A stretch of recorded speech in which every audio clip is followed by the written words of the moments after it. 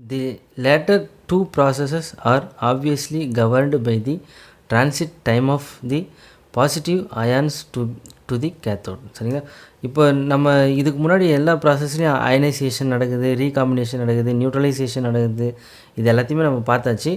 இப்போ ஒவ்வொரு இதுலேயும் ஒவ்வொரு டைம் இன்டர்வல் இருக்குது. ஒரு பல்ஸு அவுட்புட்டாக வெளியில் போகுது அப்படின்னா அடுத்த பல்ஸ் உருவாகிறது வரைக்கும் ஒரு டைம் இன்டர்வல் இருக்குது. சரிங்களா?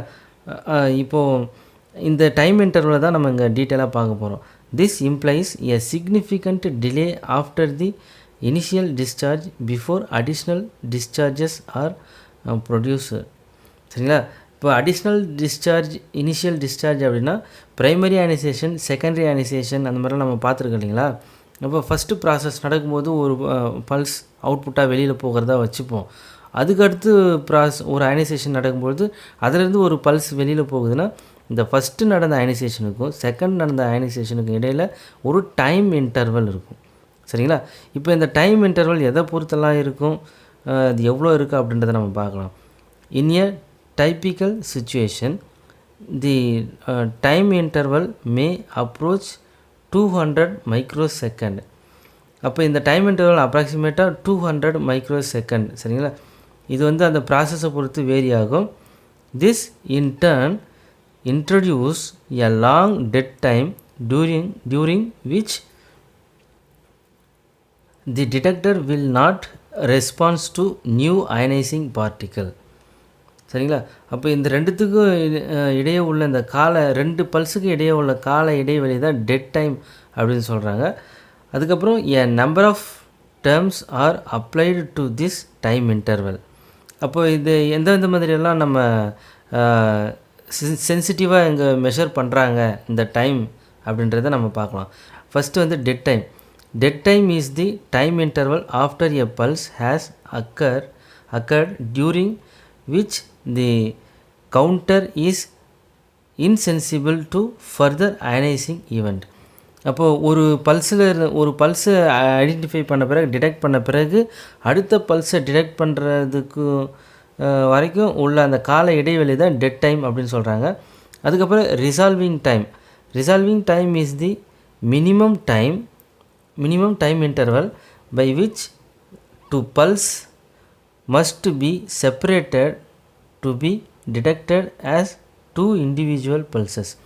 அப்போது ஒரு பல்ஸ்லேருந்து இன்னொரு பல்ஸை டிஃப்ரென்ஷியேட் பண்ணி பார்க்குற அந்த டைம் பீரியட் இருக்குங்களா, அது ரிசால்விங் டைம் அப்படின்னு சொல்கிறாங்க. ஒரு பல்ஸுக்கும் இன்னொரு பல்ஸுக்கும் வித்தியாசம் தெரியணும். சரிங்களா? அந்த டைம் இன்டர்வல் ரிசால்விங் டைம் அப்படின்னு சொல்கிறாங்க. அதுக்கப்புறம் recovery time is the time interval that must elapse after a pulse has occurred before another full size pulse can occur. அப்போ இது என்னென்னா, ஒரு பல்ஸுக்கும் இன்னொரு பல்ஸுக்கும் இடையே உள்ள டைம் டிஃப்ரென்ஸ் தான் இங்கே டெட் டைம். அதுக்கப்புறம் ஒரு பல்ஸுக்கும் இன்னொரு பல்ஸுக்கும் இடையே உள்ள டிஃப்ரென்ஷியேட் பண்ணுறது, அதாவது வித்தியாசப்படுத்தி பார்க்குறது. சரிங்களா? அதுக்கு உண்டான டைம் ரிசால்விங் டைம்.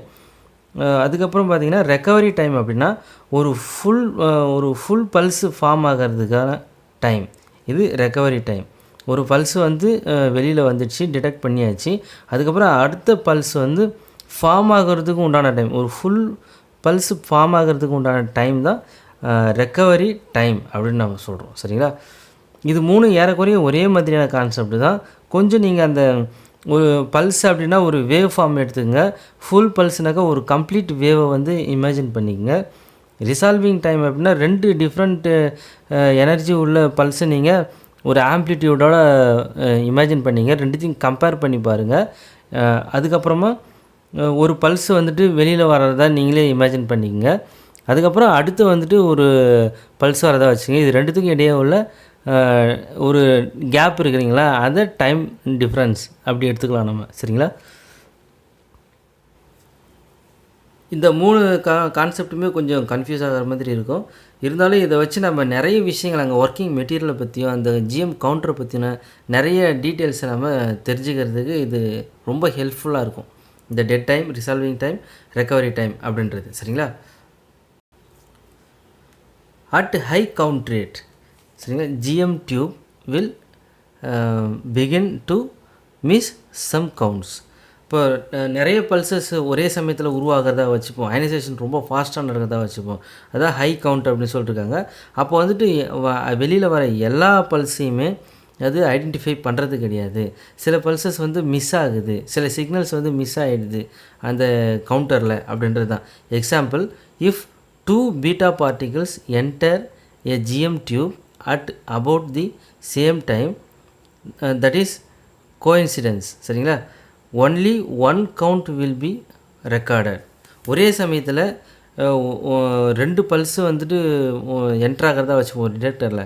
அது வந்துட்டு டிஃப்ரென்ஷியேட் பண்ணி அது ஐடென்டிஃபை பண்ணுறது கிடையாது அந்த டிடெக்டர். சரிங்களா? அப்போ 2 பல்ஸுமே ஒரே டைமில் வரதால் சிங்கிள் பல்ஸாக தான் எடுத்துக்கும். அதுதான் இங்கே வந்து இருக்கிற ட்ராபேக்.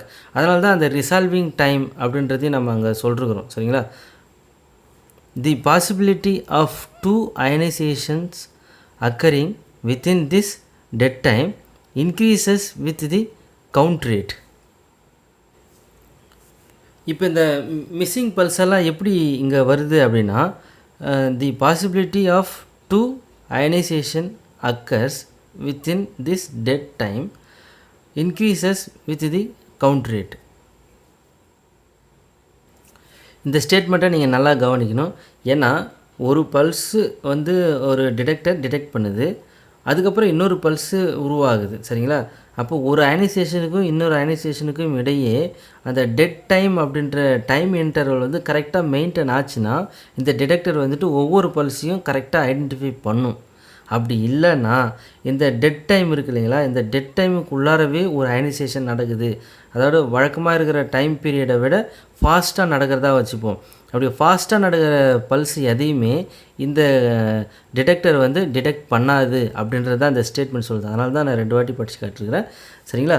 அப்போது இந்த ஃபாஸ்ட்டாக ஒரு ப்ராசஸ் நடக்குது அப்படின்னாக்கா நிறைய பல்சஸ் உருவாகுது அப்படின்றது தான் எங்கள் அர்த்தம். Increases with the count rate. சரிங்களா?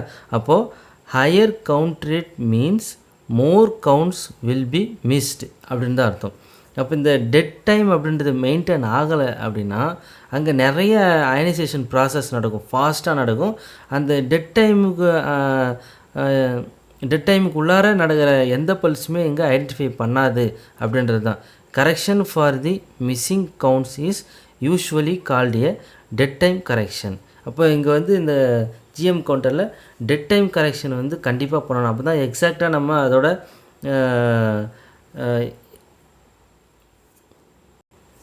அக்யூரஸியை வந்து நம்ம தெரிஞ்சுக்க முடியும். சரிங்களா?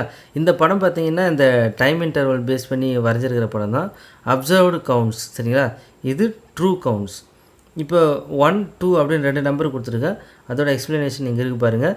தி straight line shows the entirely theoretical case. சரிங்களா?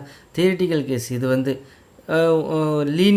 லீனியராக இருக்குது. இதை பார்க்கும்போது when true counts are always equal to observed counts.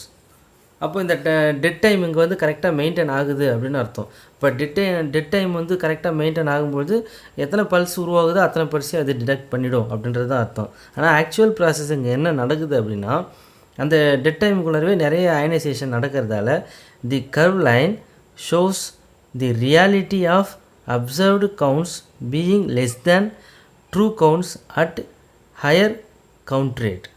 சரிங்களா? அப்போது அந்த அயனைசேஷன் ப்ராசஸ் அதிகமாகும்போது நம்பர் ஆஃப் எலக்ட்ரான்ஸ் இன்க்ரீஸ் ஆகுது அப்படின்னா வெளியில் வர பல்ஸ் வந்து ரஷ் ஆகிடும் அந்த இடத்துல.